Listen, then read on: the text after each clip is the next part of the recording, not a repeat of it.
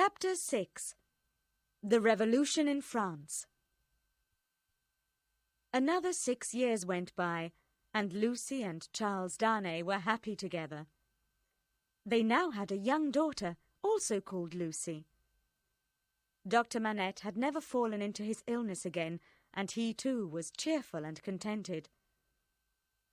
Mr. Lorry continued his Sunday visits to the household and was regarded as one of the family.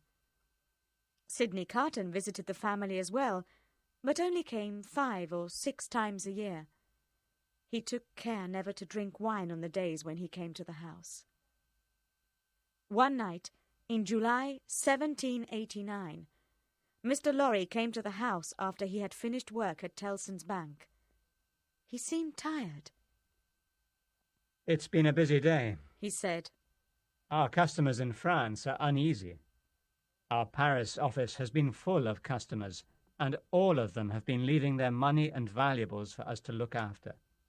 They all want their property sent to England as soon as possible." "The situation in France is serious," commented Charles Darnay. "The news from there is not good."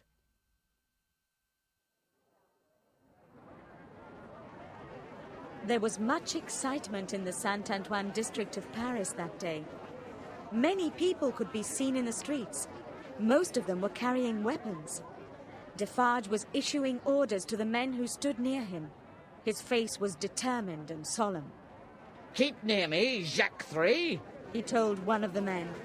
Then he turned to the crowd and roared, "To the Bastille!" There was a huge cheer from the people in the street.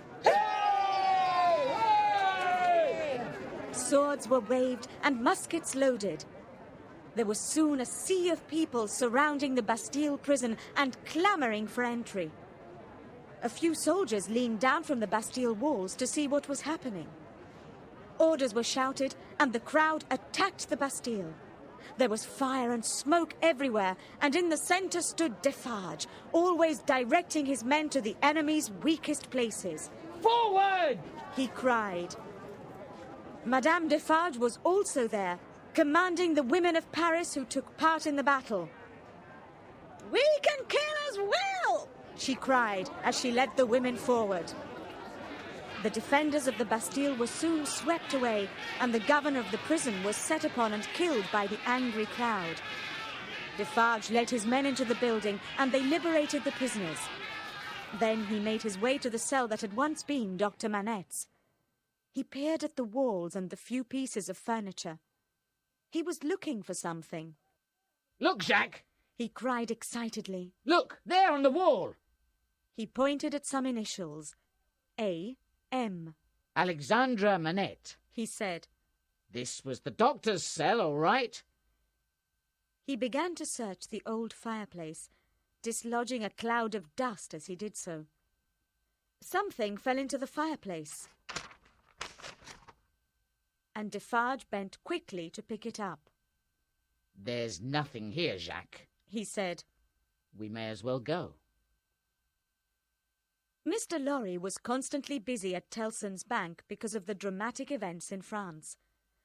There was a continuous stream of customers from France in the bank's premises, and people left messages for friends and family members there. One day, Charles Darnay happened to visit Mr. Lorry in his office. Mr. Lorry was preparing to travel to France on business.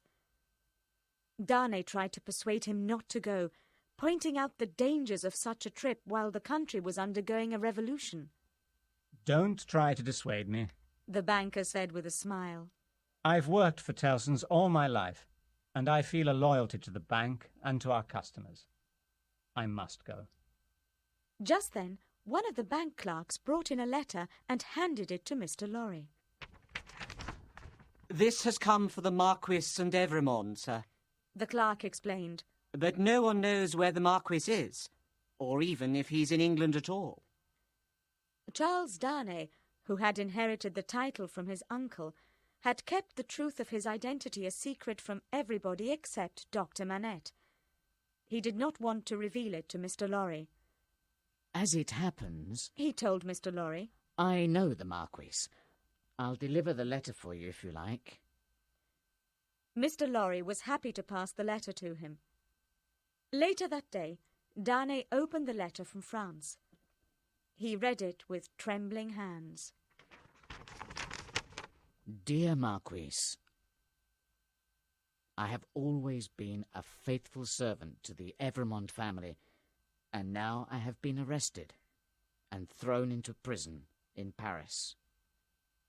They tell me I am an enemy of the people, and that I must die. My crime is that I followed your orders after your uncle died. I beg you to come to France and help your old servant, Gabelle. Darnay had made his decision before he finished reading this appeal for help. He knew that he had to go to France to do what he could for Gabelle. He sighed deeply.